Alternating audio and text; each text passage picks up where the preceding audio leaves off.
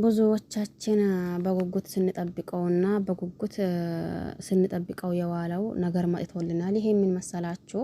ያው ትላንት ሁላችንም እንዳየነው አብርሽና እንዲሁም ደግሞ ሄርሜላ ማለቴ አብርሽና እንዲሁም ደግሞ ሩታ ባለው መሰረትና እንዲሁም ደግሞ አንዳንዳቸውን እጠይቃቸዋለሁኝ።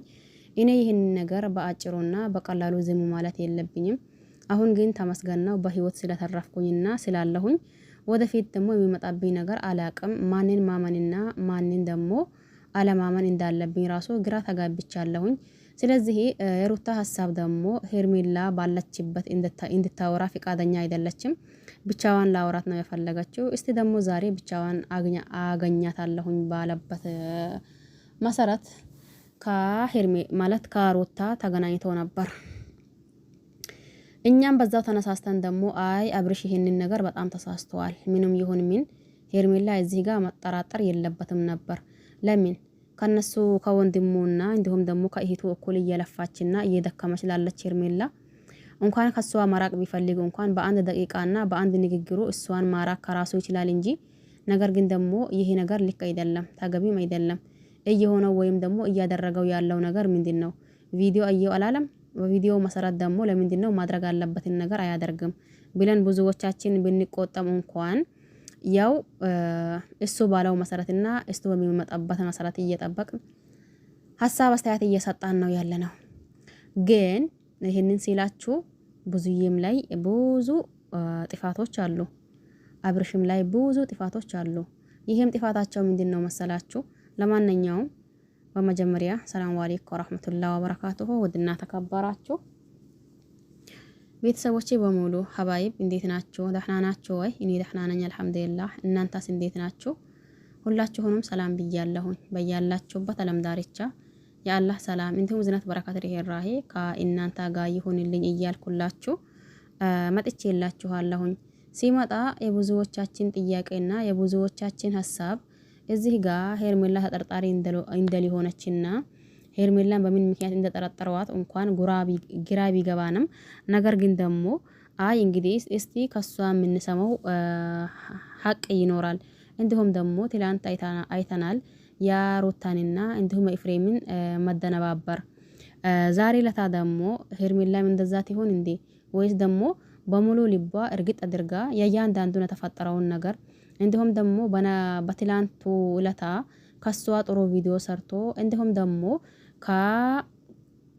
ወዳ ልጄ አያለው ብሎ በሄደበት በነጋታው ደግሞ ይሄ ነገር እንደተፈጠረ እንዲሁም ደግሞ ናይ ብላችሁ ስትደውሉልኝ እንደመጣች ከዛን ደግሞ ከመጣች በኋላ አብርሽ ተቀይሮ ሌላ ሰው እንደሆነ የእያንዳንዱን ነገር ትናገር ይሁን ወይስ ደግሞ ምን ይፈጠር ይሁን የብዙዎቻችን ጥያቄ ነው በነገራችን ላይ ማለት ነው።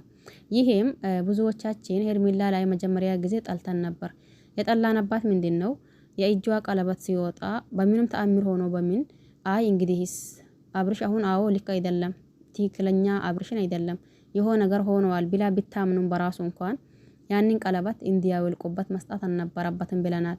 በነገራችን ላይ እሷ ሴት ልጅ ናት፣ ምንም አቅም የላትም።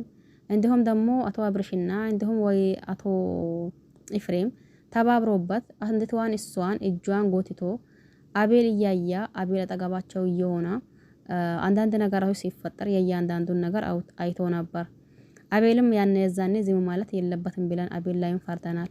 በነጋታው ደግሞ አቤል አይ እንግዲህስ በቃ እኔ ይበቃኛል፣ ወደ ሩታ ሄጄ ሩታንና ኤፍሬምን ይቅርታ ጠይቃለሁ፣ ይቅርታ መጠየቅ አለብኝ። እንዲሁም ደግሞ ኤፍሬም አብሮ አደጌ ጓደኛዬ ነው ሲል ቆይቶ ነበር። እኛም ብዙዎቻችን በዛውም በሰዓቱ ሀሳብ አስተያየት ሰጥተናል። አሁን ደግሞ እየተካሄደው ያለው ነገር ሰንወድ እንኳን ተገደን ግራ እየተጋባን ነው ያለነው። ምክንያቱም ግራ የሚያጋባን አንደኛው አብርሽ ራሱ ነው። ይሄም ማለት ቪዲዮ አይቻለው እያላ ሄርሜላ ተጠርጣሪ እያደረጋት ነው። ይህቺም ሄርሜላ ደግሞ ተጠርጣሪ አይደለችም። ምንም አይነት ሚጥረጥሯት ወይም ደግሞ በምንም ተአምር ተጠርጣሪ አይደለችም ብለን ብናወራም እንኳን እንዳልኳችሁ ነገር ግን ደግሞ እኛ እዚህ ጋር በሚመጣውና እንዲሁም ደግሞ የሰሩትን ከማያት እንጂ አጠገባቸው ሄደን ወይም ደግሞ አይ አብርሽ ይሄ ነገር እንደዛ ነው እንዲሁም ደግሞ አይ ቤተሰብ ይሄ ነገር እንደዛ ነው ብለን ለማውራስ ባይመችን እነሱ ላይ በሚመጣው ቪዲዮና በሚመጣው ሀሳብ አስተያየት መሰረት እኛም ደግሞ አይ ጥፋተኛውን እንደ ጥፋተኛ እንዲሁም ደግሞ ትክክል የሆነው እንደ ትክክልነቱን ስናወራ ቆይተናል።